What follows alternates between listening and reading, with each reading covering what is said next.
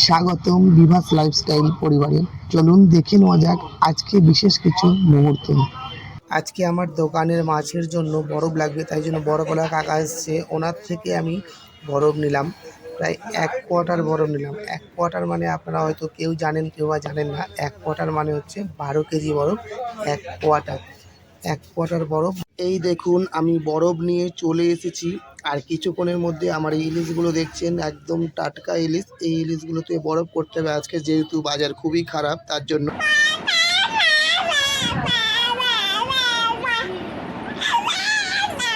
মেয়ের সাথে খেলা করার পরে বাড়ির সবাই মিলে চলে গেলাম চিড়িয়াখানায়। দেখুন দেখতে পেতাম।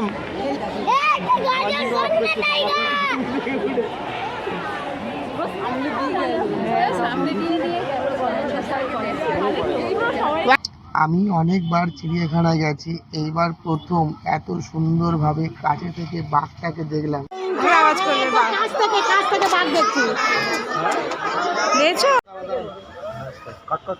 আওয়াজ কর।